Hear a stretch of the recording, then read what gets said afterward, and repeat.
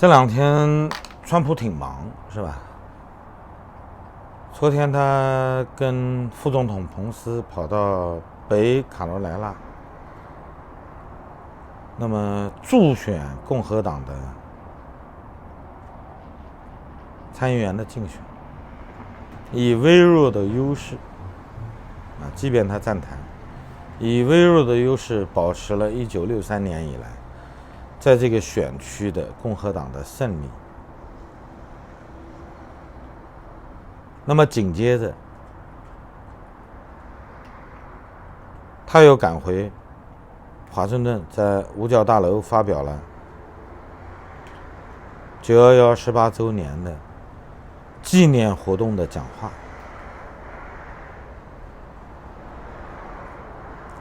昨天我们看到中共有一个表态，他们宣布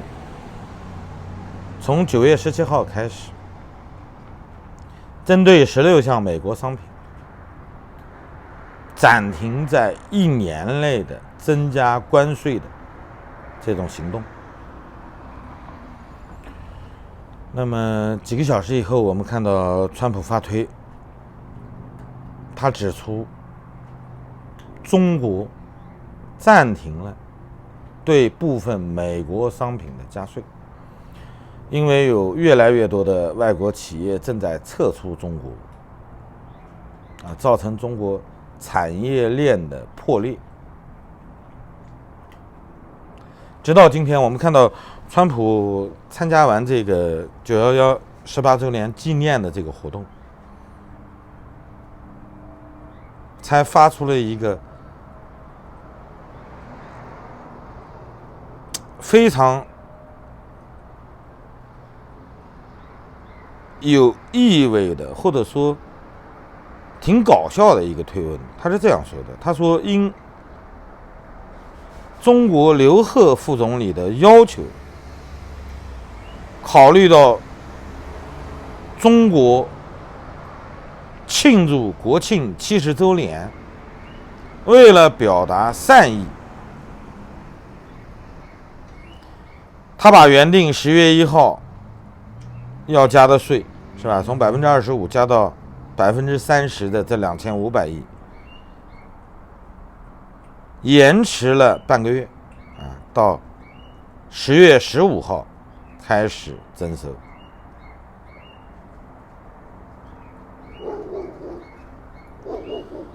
很多人不知道，以为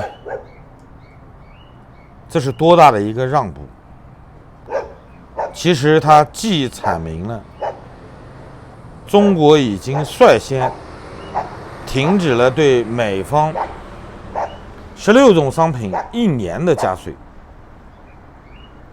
而且他点明了是刘鹤副总理打电话过来要求，再考虑到中国有这么一个国庆70周年的这么一个日期重叠，所以把原定10月1号加的税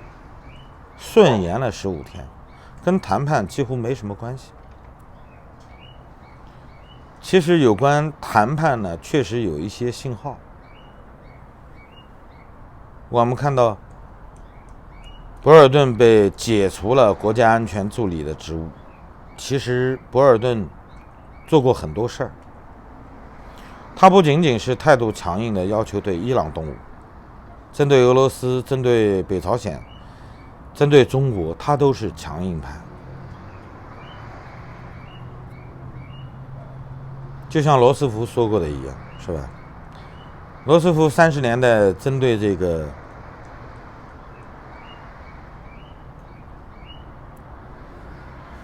苏穆查政权，是吧？尼加拉瓜的独裁者曾经说过一句话，他说他是一个狗粮养的，毫无疑问他是一个狗粮养的，但是他是我们的狗粮养的。其实我们也知道，在针对中国，针对所有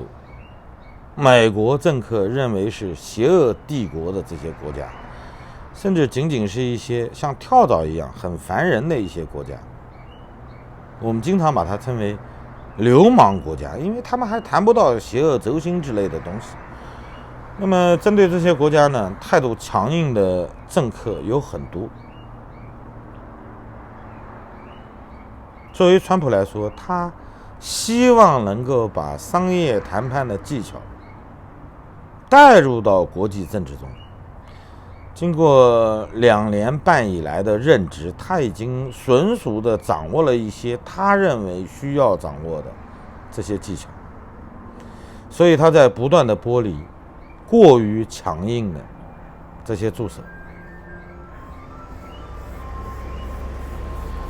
看到这一幕呢，人们认为这同时释放的是一个缓和的迹象。但是作为美国来说，他们更希望的，就像川普说过的一样，他们希望能够保持中美之间的谈判，有一个有效的正在进行中的谈判，至少能缓解目前的局势。其实这已经跟贸易无关了，目前息息相关的应该是人权。按川普的话说，因为我们在跟中国谈判，所以我们才避免在香港出现更多的暴力。我们知道，在很多情况下，国际社会都是尽可能用善意的方式避免逐渐失控的现在我们看到的这种局势。其实离11这个日期越来越临近，有很多人都在设想，会不会有更加温和的处理方式。那么以习胖目前获得的这些成果来看，可能性不大，因为他通过李克强的嘴已经明确地向国际社会表明了他的态度。当默克尔问他能不能用不流血的方式解决香港问题，他明确地表示，相信香港政府、特区政府有能力制止暴乱，恢复秩序。那么现在通过刘鹤的电话求情，针对即将在10月份召开的中美之间的这种谈判，那么中方暂停了16种美国商品加税，为期1年的加税，以这种方式至少换得了美方延迟针对2500亿中国商品从25%加到30%的这个加税，最起码从时间上他避开了11国庆。作为习胖来说，他觉得是他策略上的一种成功。他明确地宣布，他不会放弃在香港使用暴力。在这种情况下，他还能获得美方对他的一次让步，对他来说更加增加了他在香港动手的这种决心。所以我们看到更多的善意并不能带来人们预想中的后果。大家都在非常关注，非常希望在中国大地上不要再出现悲剧。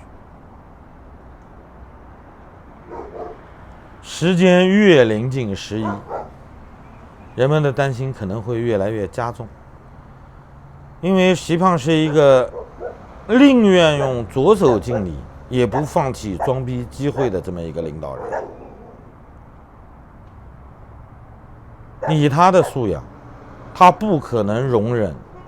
他在天安门阅兵的时候，香港还会发出打倒共产党、打倒习近平的这种呐喊，哪怕仅仅是有1%的可能，以他的个性也会把他扼杀在萌芽状态。所以我们现在看到的一切都是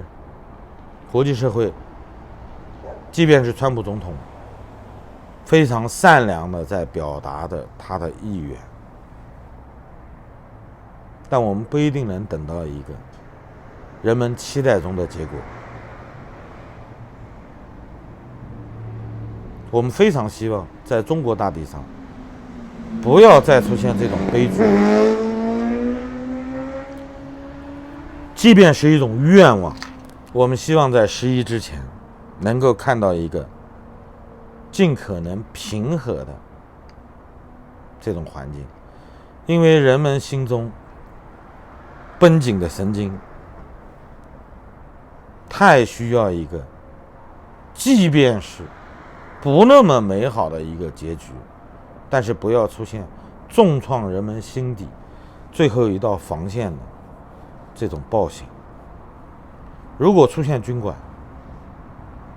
几乎我们在整个世界的范围内都会看到随机而来的这些联动。其实不仅仅是来自于国际社会的制裁，中国社会最后一根弦也会崩断。好了，谢谢大家，再见。